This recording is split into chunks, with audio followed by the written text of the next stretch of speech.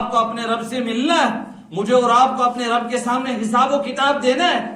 کل قیامت کے دن ترازو قائم ہوگا، ہمارے نامہ اعمال کو جانچا جائے گا، ہمارے نامہ اعمال کو دیکھا جائے گا، ہمارے اچھے اور برے تمام باتیں اعمال جتنے بھی ہم نے کیا ہوگا سب کا سب اللہ کے دربار میں پیش کیا جائے۔ کل ہمارا بڑا راز کھلنے والا ہے میرے بھائیوں بزرگوں۔ اسی وجہ سے اللہ پاک فرماتے ہیں وَلْتَنْظُرُ نَفْسٌ مَا قَدَّمَتْ، اے انسان تو خیال کر تو نے کل کے لیے کیا تیاری کر رکھی ہے۔ کہیں ایسا نہ ہو کہ تیرا گمان کچھ اور ہو اور تو قبر میں پہنچ کر دیکھے گا کہ تیرے پاس کچھ سرمایہ تھا۔ تو قبر میں پہنچے گا اور تیرے پاس وہاں پر وہ چیز ہو ہی نہیں جس روشنی کے لیے تو تڑپ رہا ہوگا، وہ روشنی تیرے پاس ہوگی نہیں۔ آج انسان مکان بناتا ہے اور مکان کے اندر ایک ایک کمرے میں 5 لائٹیں لگاتا ہے، روشنی کا انتظام کرتا ہے، گرمی کا انتظام کرتا ہے، گرمی آئی تو سردی کا انتظام کرتا ہے۔ لیکن میرے بھائیوں بزرگوں دوستو، اس رات کا خیال کرو جو رات میری اور آپ کی پہلی قبر میں گزرنے والی ہے۔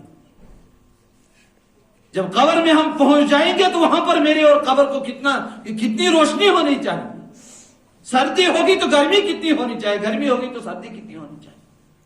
اس سردی اور گرمی کا خیال کرنا ہے۔ دنیا کی روشنی تو دنیا کی ہے، اصل تو آخرت کی روشنی۔ کل قیامت کے دن کچھ لوگوں کو پل صراط پر دھوکا لگے گا اور وہ منافقین لوگ ہوں گے۔ فرمایا وہ پل صراط کے پاس پہنچ جائیں گے اور دیکھیں گے کہ پل صراط پر روشنی ہے، ہم دوڑ کر چلے جائیں گے۔ لیکن جو ہی پل صراط پر پہنچتے ہوں گے، جو بال سے بھی زیادہ باریک ہوگا، چلتے چلتے تب تک ان کے پیچھے ایمان والے ہوں گے، ان کے آگے ایمان والے ہوں گے، اور ان ایمان والوں کی روشنی کی وجہ سے وہ پل صراط دکھ رہا ہوگا۔ لیکن جب عن قریب وہ بیچ پل صراط پر پہنچیں گے تو وہ ایمان والوں کی روشنی ختم ہو جائے گی اور یہ نافرمان بیچ پل صراط پر پہنچ کر اندھیرے میں چھا جائیں گے اور پل صراط کر گر کر نیچے گریں گے۔ جب نیچے گریں گے تو اللہ حفاظت فرمائے نیچے جہنم ہو۔ یہ وجہ یہ ہوگا کہ یہ دنیا میں دغا بازی کیا کرتے تھے۔ کیوں؟ اللہ کے نبی پاک صلی اللہ علیہ وسلم کے دور میں بھی 2 نمازیں منافقوں پر بہت بھاری ہوتی تھی۔ اللہ کے نبی پاک صلی اللہ علیہ وسلم نے فرمایا کہ 2 نمازیں منافقوں پر بھاری ہے، وہ ایک عشاء کی نماز ہے اور ایک فجر کی نماز ہے۔ کہ عشاء کی نماز میں بھی منافق نہیں پہنچتا۔ کیوں؟